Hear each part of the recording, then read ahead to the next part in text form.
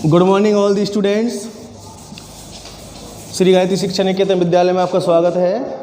आप Atul Goyal mathematics classes में online class ले रहे हो और कल मैंने आपको एक्सरसाइज 3 विविध के बारे में क्वेश्चन नंबर 2 कराया। आज क्वेश्चन नंबर 3। कल मैंने आपसे ये भी कहा थोड़ा सा आप भी मेरा साथ दीजिए, थोड़ा सा कुछ क्वेश्चन आप भी कीजिए, क्योंकि इस तरह से टाइमिंग जो है बहुत हमारा टाइम जो है बेस्ट होगा। इसमें आसान क्वेश्चन है। उम्मीद करता हूं कि आप मेरा अगली एक्सरसाइज से शुरुआत साथ दोगे।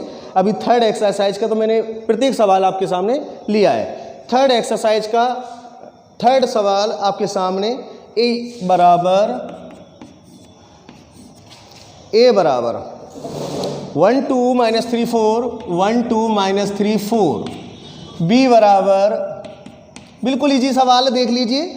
लेकिन मुझे केवल करना है, इस वजह से करना है कि कोई आप ये ना कह दें कि सर छोड़ देते हैं सवालों को, इसीलिए मैं इन सवालों को लेकर चल रहा हूँ सबको। बाकी का मेरा ये मकसद आप समझने की कोशिश करें कि अगर आप कुछ सवालों में मेरा साथ दोगे तो बेटर होगा, स्पीड से हम पढ़ भी सकेंगे, स्पीड से हम काम भी कर सकेंगे।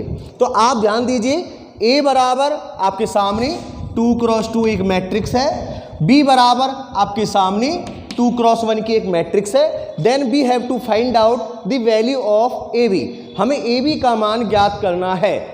ए बी का मान ज्ञात करना है तो सबसे पहले आप ए का मान रखिए 1 2 - 3 4। अब आप बी का मान रख दीजिए 5 - 1। आपने दोनों के मान रख दिया। अब इनका मल्टीप्लाई करेंगे। मल्टीप्लाई करने से पहले ये चीज आप देखिए कि क्या मल्टीप्लाई पॉसिबल है। मल्टीप्लाई बिल्कुल पॉसिबल है। Number of columns 2, number of रोज 2, ये दोनों बराबर हैं। मल्टीप्लाई एग्जैक्टली पॉसिबल है। मल्टीप्लाई पॉसिबल है तो नई मैट्रिक्स जो बनेगी रिजल्ट में उसकी कोटि क्या होगी?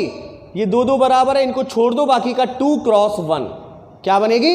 2 × 1, अर्थात ऐसी मैट्रिक्स बनने वाली है।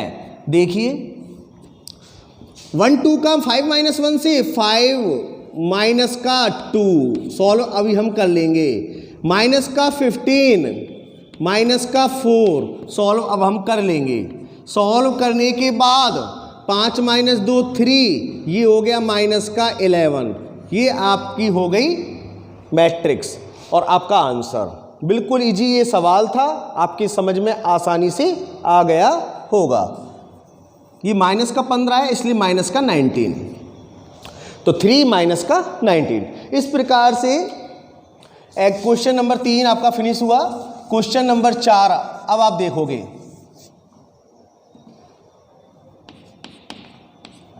क्वेश्चन नंबर 4, ए बराबर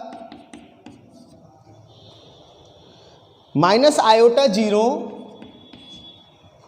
0 आयोटा। ये आयोटा की दुनिया आपने 11वीं क्लास में पढ़ी थी, एक्सरसाइज नंबर 5 में, जहां पर आपने सम्मिश्र संख्याएं पढ़ी थी। उम्मीद करता हूं थोड़ा सा दिमाग में आप उन सब चीज़ों को रखे हुए हैं। v बराबर 0 आयोटा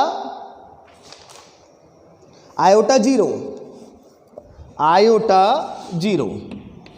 इस प्रकार से आपके सामने ए और बी के मान हैं। आपको फिर से मल्टीप्लाई करना है। आपको फिर से क्या करना है? मल्टीप्लाई भी किसका करना है? बी का ए से, बी ए। तो बी ए का मल्टीप्लाई आप देखें 0 आयोटा 0।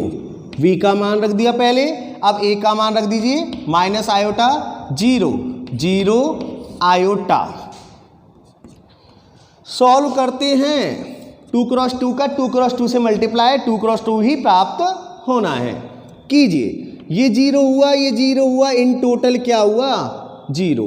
ये 0 हुआ, ये आयोटा स्क्वायर हुआ, ये माइनस का आयोटा स्क्वायर हुआ, यहां 0 और यहां भी 0, ये 0 ही हुआ। तो इस प्रकार से मल्टीप्लाई हमने किया। मल्टीप्लाई करने के बाद अगर आपको ना भी दे तो आपको ये लिखना है हम जानते हैं कि आयोटा स्क्वायर का जो मान होता है वह एक काल्पनिक संख्या होती है। हैमिल्टन ने एक काम किया था, आयोटा स्क्वायर का मान क्या होता है? -1। तो आपको आयोटा स्क्वायर की जगह क्या रख देना है फ्रेम में? -1। इधर माइनस माइनस किसका 1 हो जाएगा? प्लस का 1, और लास्ट में क्या? 0। आपके समझ में बेटर आ चुका होगा, बिल्कुल इजी है क्वेश्चन नंबर 4 के बाद आप देखेंगे क्वेश्चन नंबर 5।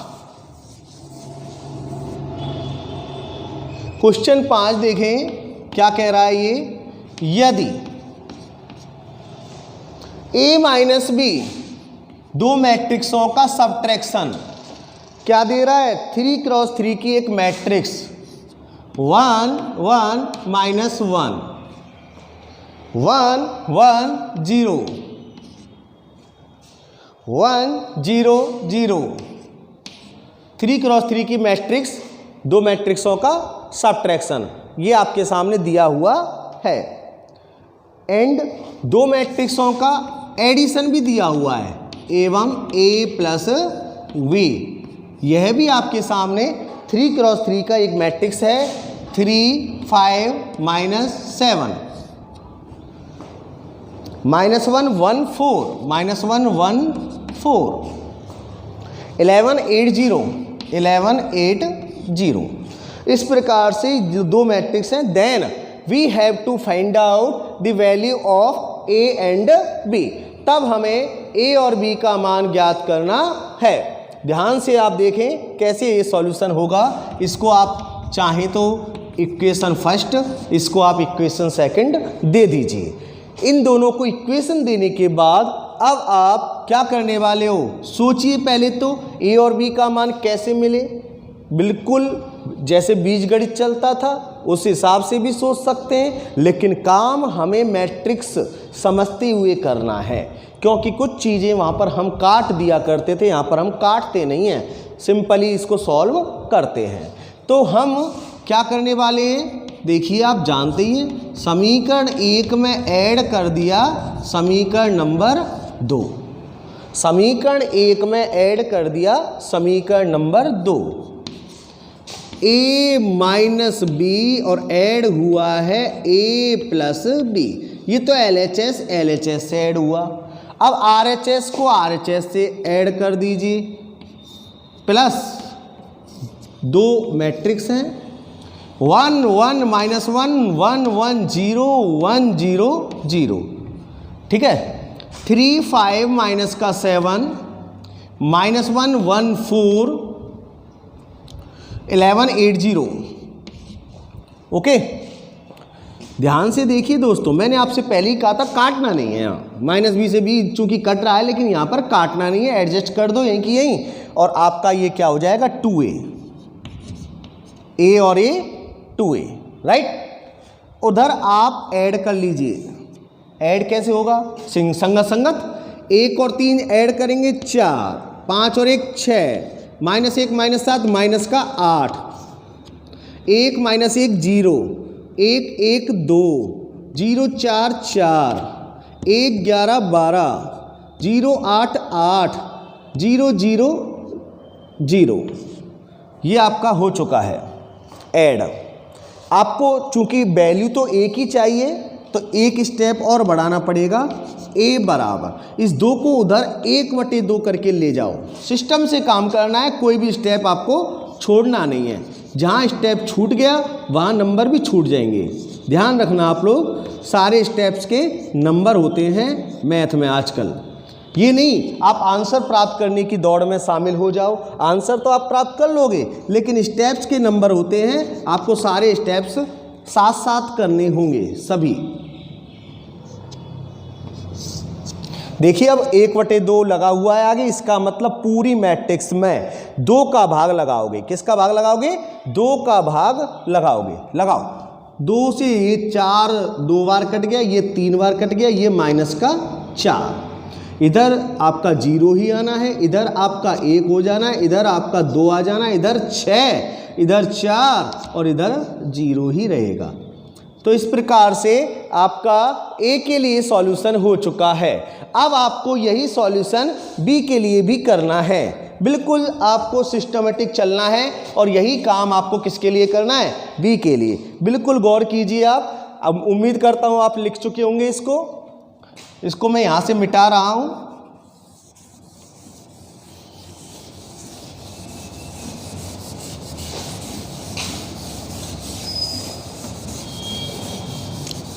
ओके, क्वेश्चन आपके पास यही था। आपने ए के लिए कैलकुलेशन कर ली है, अब आप किसके लिए कैलकुलेशन कर रहे हो, बी के लिए। अब आप इसी सवाल में देखिए, आपने जब ए के लिए कैलकुलेशन किया था तो सिंपल इनको ऐड कर दिया था। अब आपको बी के लिए कैलकुलेशन करनी है तो एक काम कीजिए, इनको सब्ट्रैक्ट कर दीजिए। सब्ट्रैक्ट भी कैसे, इसमें से इसको, जिससे आपका बी का मान प्राप्त हो जाएगा। समीकरण 2 माइनस समीकरण नंबर 1। समीकरण 2 में से समीकरण 1 को आपने सब्ट्रैक्ट अर्थात घटा दिया। तो सबसे पहले समीकरण 2 का LHS देखिए आप, a प्लस बी। फिर समीकरण 1 का LHS घट गया। समीकरण 2 का RHS 3 5 माइनस का 7 -1 1 4 11 8 और 0 माइनस समीकरण 1 का RHS 1 1 माइनस 1 1 1 0 1 0 0।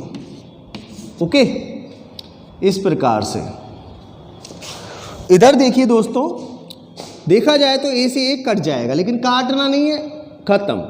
वी ऐड हो जाना है, क्या बन जाना है दोस्तों, 2v। क्या हो गया, 2v। समझ में आपके इजीली आ चुका होगा ये। अब आपको उधर भी सब्ट्रैक्ट करना है। 3 में से 1 गया तो क्या आया, 2। 5 में से 1 गया तो क्या आया, 4। -7 प्लस का 1 हो जाना है तो क्या आ जाना है, -6। -1 क्या हो जाना है, -2। 1 - 1 क्या हो जाना है, 0। 4 - 0 क्या आ जाएगा, 4। 11 - 1 क्या हो जाएगा, 10। 8 - 0 क्या हो जाएगा, 8। 0 - 0 क्या हो जाएगा, 0। इस प्रकार से आपने उधर सब्ट्रैक्ट कर लिया। फिर वही समस्या उस सवाल की तरह, यहाँ पर भी क्या है, 2। ए के मान की तरह यहाँ पर भी क्या है, 2। तो 1/2 करके उधर ले जाओ, बाकी का एज इट इज लिख दीजिए। -2 0 4 10 8 0। आपको सॉल्व करना है। आपको बताया अभी थोड़ी देर पहले भी, 2 का एक तरह से पूरे अवयवों में, सारे अवयवों में 2 का भाग लगा दीजिए। लगाइए भाग। 1 2 माइनस का 3 माइनस का 1 0 और यहाँ पर क्या आ जाएगा, 2। राइट, इधर देखें 5 4 और 0, सबका भाग लग गया, सब में भाग लग गया 2 का। इस प्रकार से आपके ए का मान पहले आया था, बी का मान अब आपके को प्राप्त हो चुका है। आई थिंक आपके समझ में आ गया होगा। कोई भी समस्या हो, मैं आपसे 50 बार कह चुका हूँ, 100 बार कह चुका हूँ और हमेशा कहता रहूँगा। कोई दिक्कत नहीं है, कोई शर्म नहीं है। इस नंबर पर आप कभी भी कॉल या मैसेज करके मुझसे किसी भी एक्सरसाइज से संबंधित कुछ भी प्रॉब्लम को शेयर कर सकते हो। यथासंभव मैं आपकी हर प्रॉब्लम को सॉल्व करने का प्रयास करूँगा। बिल्कुल, बस आपको एक बार कॉल या मैसेज करना है। यही मेरा व्हाट्सअप नंबर है, यही मेरा कॉल नंबर है, कॉन्टैक्ट नंबर। क्वेश्चन नंबर आइए 6 नंबर पे आइए। अब आप देखेंगे 6 नंबर को। यदि एक मैट्रिक्स है 2x3 की है, -2 -3 1, आगे माइनस का बाई माइनस का 2, आगे माइनस का 1 4, माइनस का बाई माइनस 2 माइनस का 1 4, x + 2 बराबर में x + 2 -3 1 -3 1 5 - 1 4। इस प्रकार से ओके हो तो x तथा y के मान ज्ञात कीजिए। 2 मैट्रिक्स हैं 2x3 दोनों हैं, इनको अपन सॉल्व करेंगे। देन अपन को क्या ज्ञात करना है, x एवं y के मान। तो हम यहाँ पर क्या लिख दें दोस्तों, आपको पता है 2 क्रॉस 3 ये मैट्रिक्स है, 2 क्रॉस 3 ही ये मैट्रिक्स है, बीच में बराबर लगा हुआ है। अपन को x और y के मान निकालने हैं, तो अपन इन मानों को हमेशा से कैसे ज्ञात करते आए हैं, तुलना करने पर। तो तुलना कर लीजिए संगत अवयवों को जहां पर x आ रहा हो। तो आपको ये बेटर लग रहा है ऑप्शन, और ऑप्शन x से संबंधित है भी नहीं। इधर माइनस का 2 बराबर x प्लस 2, -2 बराबर x प्लस 2। पहले अवयव की तुलना कर ली, इससे मुझे आंसर x का मान मिल गया, जो कि क्या प्राप्त हुआ, -4। एक आंसर तो हमें मिल गया। अब आप ये बताइए, खुद ही दिमाग लगाइए, y का मान ज्ञात करने के लिए किसकी तुलना करूंगा, इसकी तुलना करूंगा। तो कर लीजिए एवं माइनस का y माइनस का 2 बराबर किसके कर दूं, 5 के। देन y का मान मुझे क्या मिल जाएगा, 5 और 2 7, लेकिन किसका, माइनस का। तो y का मान क्या मिल गया, -7। बिल्कुल ईजी था, आसान लगा होगा आपको। तो ये मैं इसीलिए आपसे कह रहा था, ये क्वेश्चन हम बार बार आपको कराते रहें। आपको घर पर मेहनत करनी चाहिए, जिससे क्या है कि इनके सॉल्यूशन आप जल्दी से प्राप्त करके टाइम खराब होने से बचें। ऑनलाइन क्लास है, आपको भी अपनी आंखें गड़ा कर रखनी पड़ती है मोबाइलों में। तो आपसे उम्मीद यही है कि सबसे इम्पोर्टेंट मैटर ही आपको दिखाई दे, बार बार वही क्वेश्चन एक तरह से रिपीट हो, डेट्स नॉट टू गुड।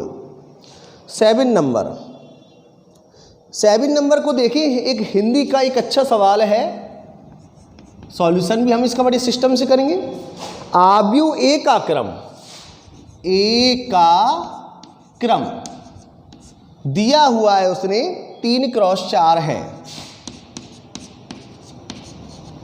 आव्यूह ए का क्रम 3 क्रॉस 4 है तथा बी इस प्रकार की आव्यूह है कि एटीबी और बीटीबी और एबीटी दोनों ही परिभाषित हैं। तो बी का क्रम लिखिए, बी ऐसी आव्यूह है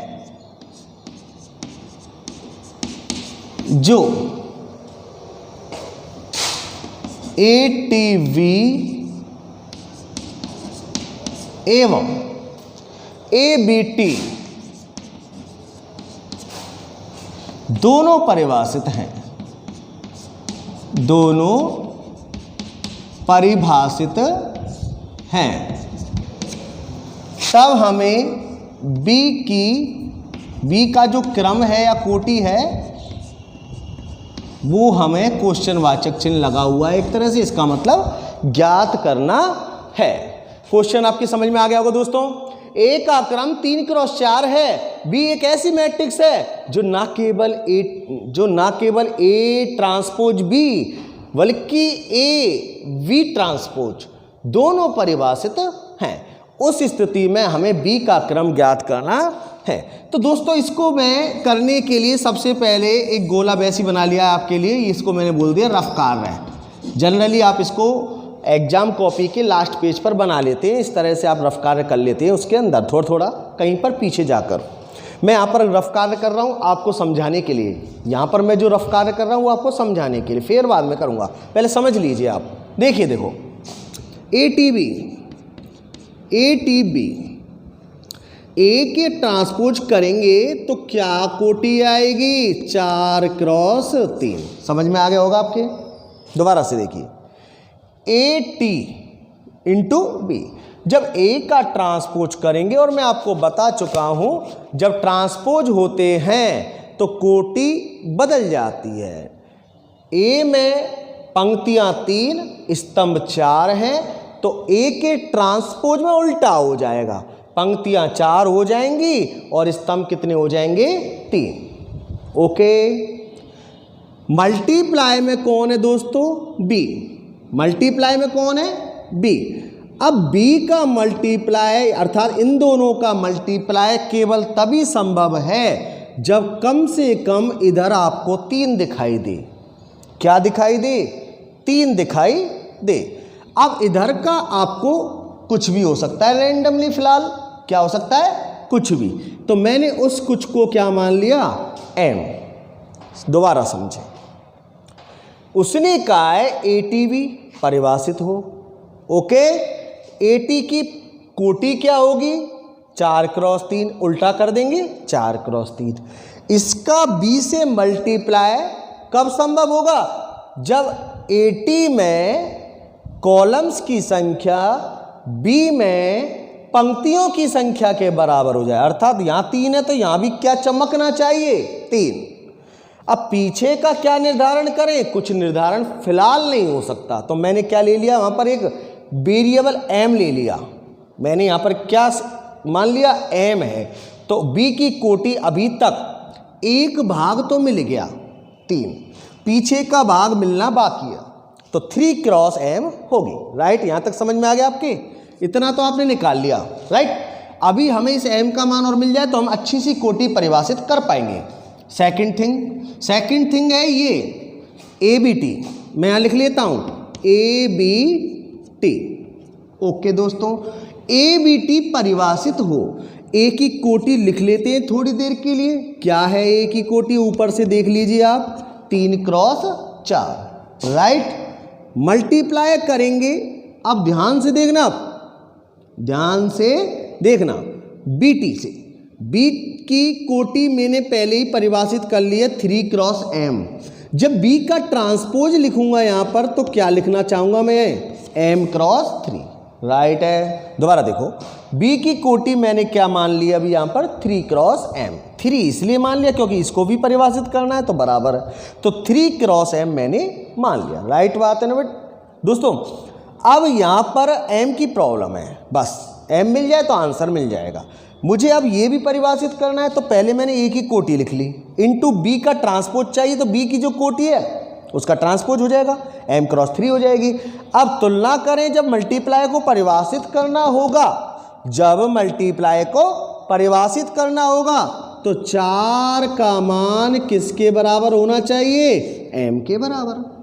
किसके बराबर दोस्तों, m के बराबर। क्यों, क्योंकि number of columns equal with number of rose. Multiply तभी संभव होता है, तो 4 m के बराबर हो गया। यहाँ m का मान 4 अगर रख देंगे तो 3x4 इसका आंसर प्राप्त हो जाएगा। आई थिंक आपके लिए ये रफ कार्य समझ में आ गया होगा। अब हम इसका फेयर कर लेते हैं आपको, जिससे आप अपनी कॉपी में अच्छे से लिख सको।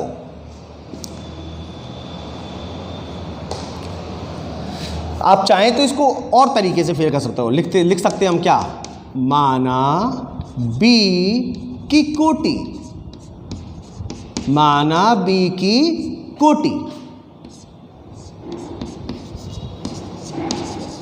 क्या है, P×Q। अब सही है ना, दोनों ही चीजें मैंने मान ली। अब अपन के पास मेन मकसद क्या है, P का और Q का मान निकालना। ओके, आइए अब AT इंटू B में आ जाइए, आप किस में आ जाइए, AT इंटू B में। AT की कोटि बराबर क्या होगी बताइए, AT की कोटि, जब A की कोटि है तो AT की कोटि क्या होगी, 4x3। चलो इसको मिटा लेते हैं, भले इसकी कोई जरूरत नहीं है। पुनः AT की कोटि क्या होगी, 4x3। अब यहां पर सिंपल लिख सकते हैं, AT इंटू B को परिभाषित करने के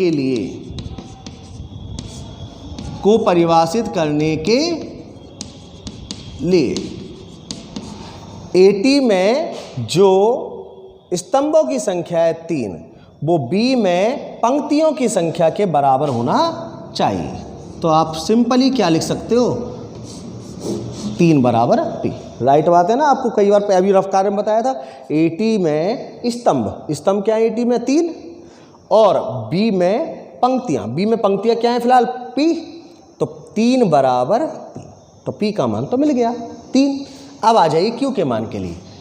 अब इधर मैं फिर से लिख देता हूं, पुनः सेकंड थिंग ABT पर जाते हैं। किस पर जाते हैं, ABT पर। बी टी के लिए लिख लेते हैं, सॉरी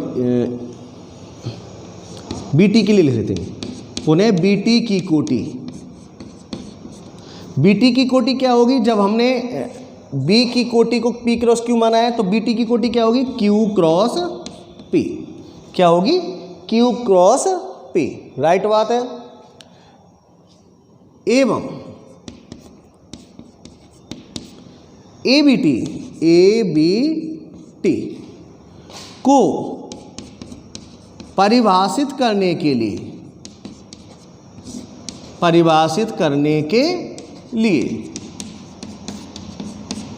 ए बी टी को परिभाषित करने के लिए सोचिए, अब ए में स्तंभों की संख्या फिलहाल क्या है, ए में स्तंभों की संख्या 4, क्या है 4। बी टी में, किसमें, बी टी में किसके बराबर, पंक्तियों की संख्या के बराबर, अर्थात क्यू के बराबर। आ गया ना, 4 बराबर क्यू। दोबारा देखिए, ए में स्तंभों की संख्या क्या है 4, बी टी में पंक्तियों की संख्या क्या है क्यू। तो 4 का मान किसके बराबर होना चाहिए, क्यू, या क्यू का मान 4 के बराबर होना चाहिए। अतः मिल गए पी और क्यू के मान।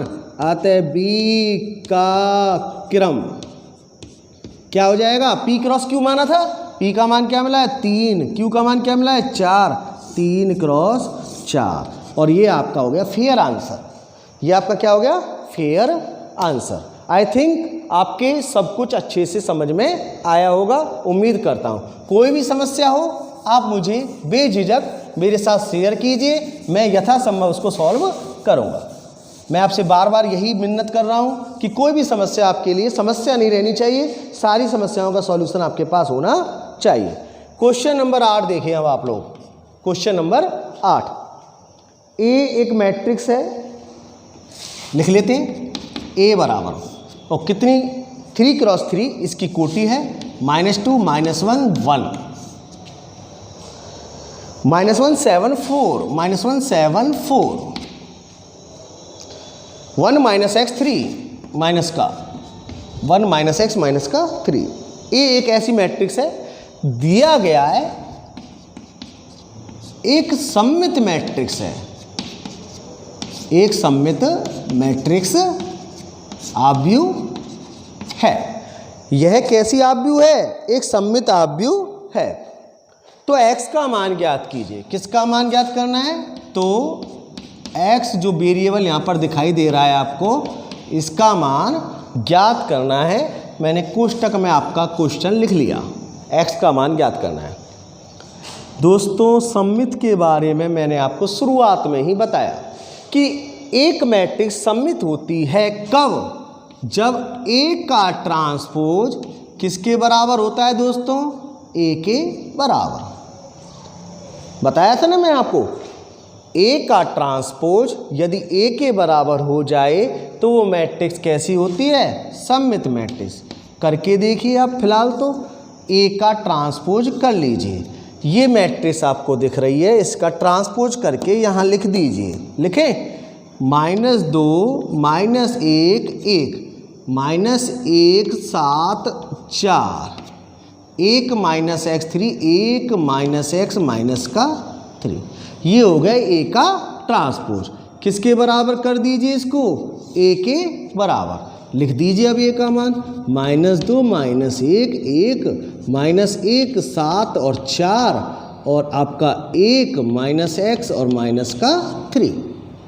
ओके फ्रेंड्स, अब वैसे तो आप तुलना कर सकते हो, लेकिन हमें तो आपको मतलब x ही तो रहना चाहिए। आपको जहाँ x दिखे वहाँ x का मान प्राप्त कर लो, नॉर्मल है। बाकी का आप देख ही रहे हो, सब बराबर है, केवल x कहाँ है, यहाँ है, उसकी तुलना कर लो 4 से। लिख लो यहाँ पर, तुलना करने पर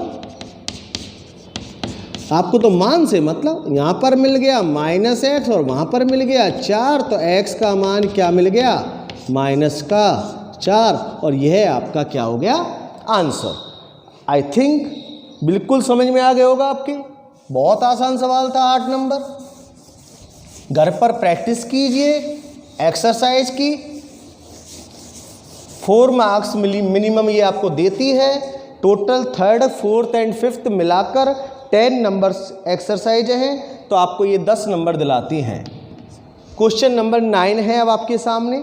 एक 3x3 क्रम का आव्यूह b बराबर bij लिखिए। क्या लिखना है? b बराबर bij लिखिए अकॉर्डिंग टू जिसके अवयव ऐसे आए, जहां bij कैसे आएंगे? ऐसे आएंगे according to this relation i into J. कितनी क्रॉस कितने की है? 3x3। तो हमें क्या मानना पड़ेगा? पहले b की जो कोटि है उसके अनुसार b के सभी अवयव। और आपको मैंने पहले बता दिया है मानना कैसे मानते हैं। माना b बराबर a11 की तरह यहाँ क्या चलेंगे? b11, b12, b13। 3x3 है ना? क्या है यहाँ पर? 3x3। अगला क्या आएगा? b21, b22, b23। अगला क्या आएगा? b31, b32 और b33। इस प्रकार से ये आप मान लीजिए।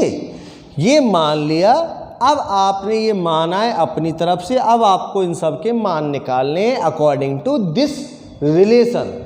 इस संबंध के अनुसार आपको इन सब के मान निकालने हैं। कोशिश कर रहे हैं, देखो निकलेंगे सभी।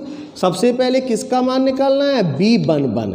इसमें i का मान 1 और j का मान 1 रख दो। 1 गुणा 1 आएगा क्या? 1। एवं इसलिए लगा जाओ क्योंकि आपका प्रत्येक टाइम अगला अवयव आता जाएगा। कोशिश यही करेंगे कि यहीं पर आ जाए। चलो फिर भी ओके, पहले कर लिया सारा काम। अब किसके लिए लड़ेंगे? b12 के लिए। फिर किसके लिए लड़ेंगे? b13 के लिए। फिर किसके लिए लड़ेंगे? b21, फिर b22, फिर b23, फिर b31, b32, b33। सबके लिए लड़ना देख लो। देखो आप जो है आपको पता है ये काम करना है आपको, तो मैं ऐसे ही करता हूँ। स्पीड बन जाती है दोस्तों। क्या बन जाती है? स्पीड बन जाती है। काम करना है, सफाई से करना है। कर रहे हैं। 1 था रख दिया, 1 था रख दिया, 1 था रख दिया, 2 था रख दिया, 2 था रख दिया, 2 2 3 3 1 3 2 और 3 ओके दोस्तों, सॉल्व कर लीजिए। 1 × 2 2, 1 × 3 3, 2 × 1 2, 2 × 2 4, 2 × 3 6, 3 × 1 3, 3 × 2 6, 3 × 3 9। इस प्रकार से आपने ये अवयव प्राप्त कर लिए। ये अवयव प्राप्त करके आंसर दे दीजिए लास्ट में। इसका मान 1 2 3 क्रम से 1 2 3 2 4 6 3 6 9। ये आपका क्या प्राप्त हो गया? एक तरह से आंसर। बिल्कुल इजी था। स्पीड इसलिए क्योंकि पहले मैं इसको इस तरह के सवालों को अच्छे से बता चुका हूँ। तो आपसे यही उम्मीद है कि आप बस घर पे ज़रूर मेहनत कीजिए। एक कॉपी लेकर इनको रिपीट कीजिए, एक अन्य कॉपी लेकर फेयर लेकर इनको सबको लिखिए उसमें अच्छे से, जिससे आप भविष्य में उनको देख पाएँ और उसमें से देख के आप उनको कर पाएँ। क्वेश्चन नंबर 10, यदि a बराबर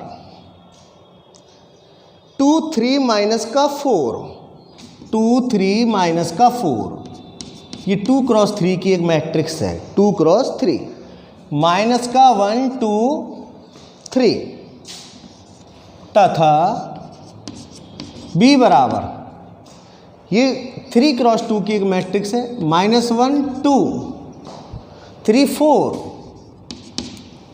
-5 -6। कहा यह गया है कि इस तरह से ये हो और इस तरह से ये हो। मैंने कोटियां लिख ली साथ साथ। ये हो तो a प्लस bt ज्ञात कीजिए। क्या ज्ञात करना है दोस्तों? a प्लस bt अर्थात transpose of b। A plus transpose of B ज्ञात कीजिए। आप नॉर्मली मान रख दीजिए, ए का मान तो है ही आपके पास 2 3 माइनस का 4 एज इट इज रख दीजिए, प्लस की जगह प्लस बी का ट्रांसपोज रख दीजिए। अब बी का जब ट्रांसपोज करेंगे तो ऐसी मैट्रिक्स आ जाएगी, क्योंकि 3 क्रॉस 2 क्या बन जाती है ट्रांसपोज करने पर 2 क्रॉस 3। तो आपको आता ही है, पहली स्तंभ को पहली पंक्ति बना दीजिए, पहली पंक्ति को उधर पहला स्तंभ बना दीजिए, बात तो एक ही है। -1 2 3 4 पहली दूसरी पंक्ति थी, इसको दूसरा स्तंभ बना दिया, -5 -6 है, इस तरह से इसको इस तरह से लिख दिया। तो बी का ट्रांसपोज मैंने कर लिया। ओके फ्रेंड्स, अब इनको नॉर्मली ही ऐड कर दीजिए।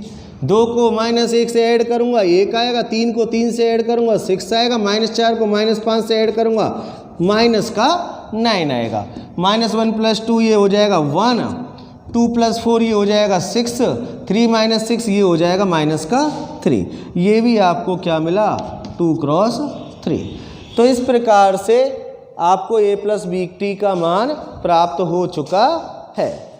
आसान है दोस्तों, आसानी से इन सबको समझते चलिए आप। क्वेश्चन नंबर 10 आपका कंप्लीट हो चुका है।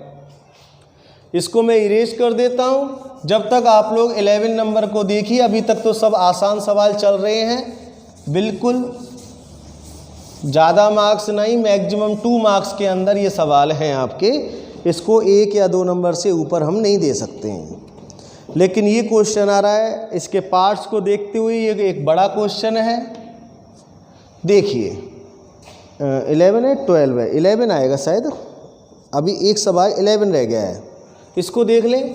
ये अच्छा सवाल है, बिल्कुल इस पर आप टिक करें। ऐसे सवाल आते हैं जनरली, इंपॉर्टेंट लगा लीजिए 11 नंबर को। ये तो 2 क्रॉस 2 का दिया हुआ है, 3 क्रॉस 3 का भी इससे बेटर माना जाता है। ए एक मैट्रिक्स है 6 2, 2 क्रॉस 2 की एक मैट्रिक्स है 5 4, 6 2 5 4। ए एक ऐसी मैट्रिक्स है, तो हमें ए को सममित एवं विषम सममित मैट्रिक्सों के योगफल के रूप में व्यक्त करना है।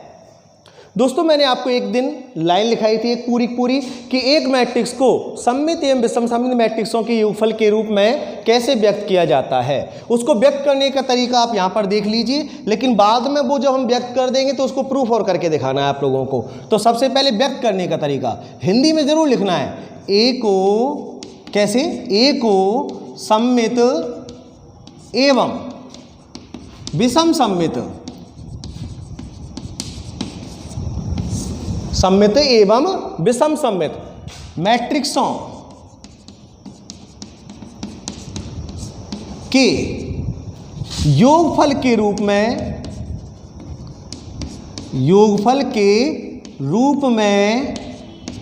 निम्न प्रकार लिख सकते हैं।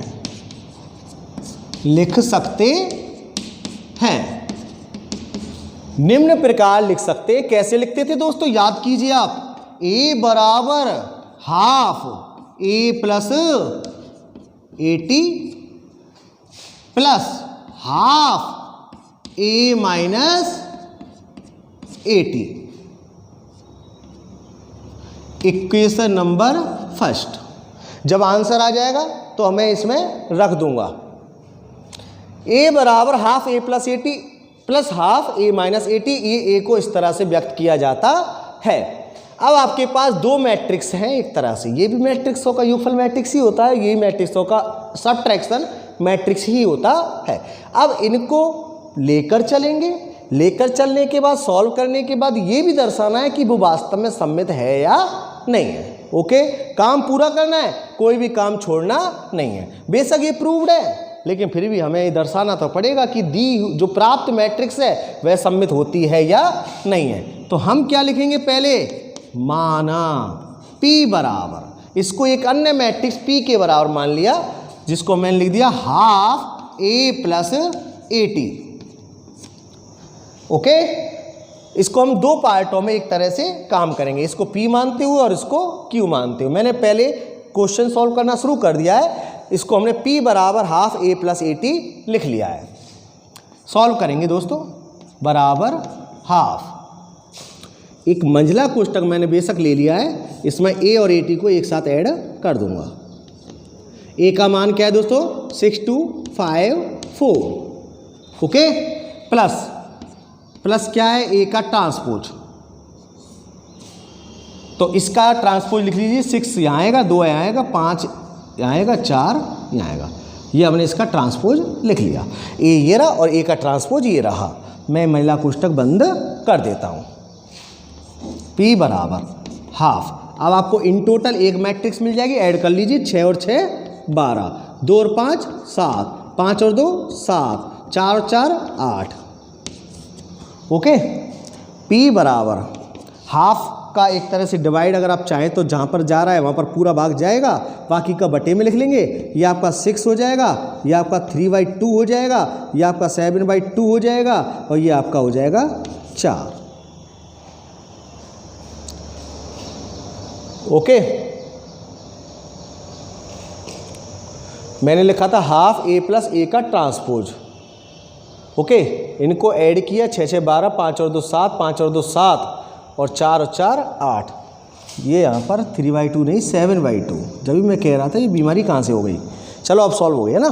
6 7/2 7/2 4। इस तरह से आपकी P मैट्रिक्स प्राप्त हो चुकी है। लेकिन ये जो मैट्रिक्स थी इसको हमने P माना था, हमें दर्शाना भी तो है कि यह सममित है या नहीं है। तो दर्शाने के लिए मुझे इसका क्या निकालना पड़ेगा, ट्रांसपोज।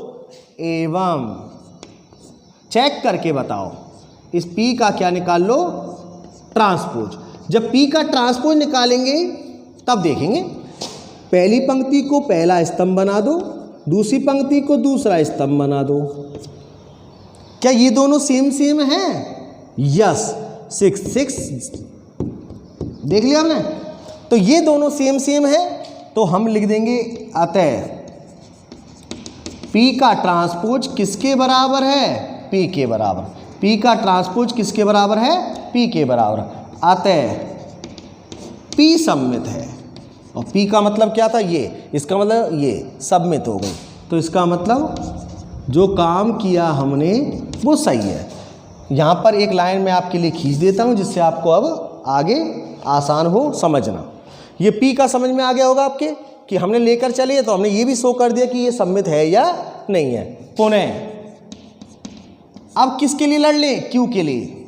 Q बराबर, Q क्या थी, ये मान लें 1/2 A माइनस AT। जैसे मैंने इसको P माना, इसको क्या मान लिया, Q, क्योंकि Q इसलिए माना, एक मैट्रिक्स मानेंगे, Q का ट्रांसपोज इजीली हम निकाल लेंगे। करते हैं सॉल्यूशन। हाफ Q बराबर हाफ महिला कोष्ठक उसकी तरह यहाँ भी ले लिया, एक मैट्रिक्स A होगी, फिर घटाएंगे इसमें से क्या, इसका ट्रांसपोज कीजिए। आई थिंक विजिबल होगा आप लोगों के लिए। A का मान रख दीजिए 6254, 6254। A का ट्रांसपोज लिख लीजिए 6254, बिल्कुल लिख लिया आप लोगों ने। Q बराबर हाफ, सॉल्व कीजिए, महिला कोष्ठक हटा लो। अब 6 में से 6 गया तो 0, 2 में से 5 गया तो माइनस का 3, 5 में से 2 गया तो 3, 4 में से 4 गया तो 0, राइट। Q बराबर, अब 2 का डिवाइड कर लीजिए, अच्छा लगेगा। 0 माइनस का 3/2, ये प्लस का 3/2, ये 0। Q प्राप्त हो गई। लेकिन अभी आपको ये दिखाना है कि जो प्राप्त हुई है वह सममित है या विषम सममित। ये तो सममित सिद्ध हो गई, इसको विषम सममित सिद्ध हो जाएगा, तभी मैं सममित और विषम सममित के योगफल के रूप में दो मैट्रिक्सों को लिख पाऊंगा। चूंकि क्या निकालना चाहूँगा, Q का ट्रांसपोज। Q का ट्रांसपोज कैसे निकलता है भाई, पंक्ति को स्तंभ, दूसरी पंक्ति को दूसरा स्तंभ बनाया। क्या मैं इसमें से यहीं के आगे बढ़ा रहा हूँ स्टेप को, माइनस कॉमन लेने का प्रोसीजर है। विषम सममित मैट्रिक्स में माइनस कॉमन लेने का प्रोसीजर है, क्योंकि QT का मान -Q के बराबर होना चाहिए। एक बार माइनस कॉमन लेकर तो देखो, जब माइनस कॉमन लेंगे सभी अवयवों में से तो 0 में से तो कोई दिक्कत ही नहीं है। इसमें से जबरदस्ती माइनस कॉमन लिया तो माइनस का 3/2 लिखना पड़ेगा। इसमें से इजीली निकल रहा है माइनस कॉमन, ये 0 तो बिल्कुल ऐसे लिखनी पड़ती है। देखिए आप, QT बराबर ये इस तरह से सॉल्व किया गया। ये माइनस अपनी जगह एज इट इज। क्या यह Q है? क्या यह Q है? यस, यही Q है। QT बराबर माइनस का किसके बराबर हो गया? Q के बराबर हो चुका है। जब QT का मान माइनस Q के बराबर हो गया तो ये तो वही कहानी हो गई, AT का मान माइनस A के बराबर हो गया। और जब AT का मान माइनस A के बराबर होता था, मैं मैट्रिक्स A को क्या कहता था? विषम सममित। इसका मतलब हम यहाँ क्या लिखेंगे?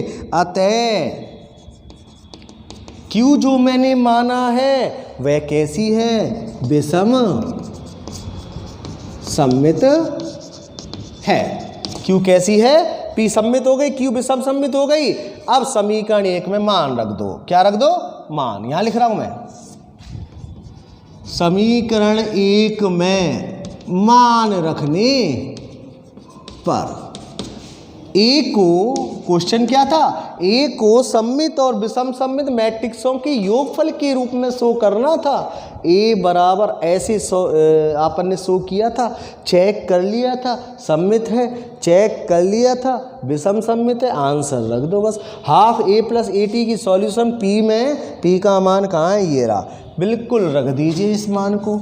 ये तो थी सममित एक तरह से, 6 7/2, 7/2 और पीछे कौन है? 4। Okay, plus half A minus AT था, हाफ A माइनस AT की कैलकुलेशन किस में है? Q में। Q देख लीजिए एंड कहाँ है? यहाँ पर है। इसका मतलब इसको यहाँ लिख दीजिए, 0 माइनस का 3/2 और यहाँ पर 3/2 और यहाँ पर 0। इस प्रकार से ये सममित थी और ये विषम सममित योगफल भी हो गया। ओके दोस्तों, मैं एक छोटी सी बात आपको ज़रूर बताना चाहूँगा। यहाँ पर बिल्कुल छोटी सी बात है लेकिन है मोटी सी, क्योंकि सारा काम आप कर चुके हो। आपको ये लास्ट में अगर पता चल जाए जो आपन ने काम किया है वो सही है या गलत, तो कितनी अच्छी बात है। अगर आप 1 मिनट के लिए इनको ऐड करोगे ना, क्या करोगे? ऐड, खोपड़ी में ऐड कर लीजिए इनको। 6 + 0 बराबर 6। क्या 6 है? क्या है? 7/2 में से 3/2 जाएगा तो सोच लीजिए क्या आएगा? 2 ही है क्या? यस। 7/2 और 3/2 जुड़ेंगे तो क्या आएगा? 10/2, मतलब 5 है क्या? है 5। 4 और 0 ऐड करेंगे तो क्या आएगा? 4 है क्या? 4।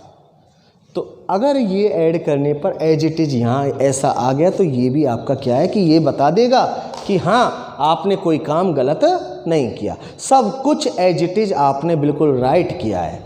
उम्मीद करता हूँ 11 नंबर तक आप अच्छे से कॉपी में लिख लेंगे अब, और उसके बाद 12 से लेके और आपकी एक्सरसाइज जो 12 चल रही है 12 से लेके 24 तक उम्मीद करता हूं कि ये 1 या 2 दिनों में आपका कंप्लीट हो जाएगा। मैंने आपसे पहले ही बोला है कि आपको जो भी एक्सरसाइज शुरू करवानी है मुझे आप मैसेज या कॉल के थ्रू बता दो, अपने व्यवस्थापक को बता दो कि ये एक्सरसाइज शुरू करवानी है। जिसकी वोटिंग ज़्यादा होगी उस एक्सरसाइज को हम शुरू कर लेंगे। ओके, जय भारत, जय हिंद।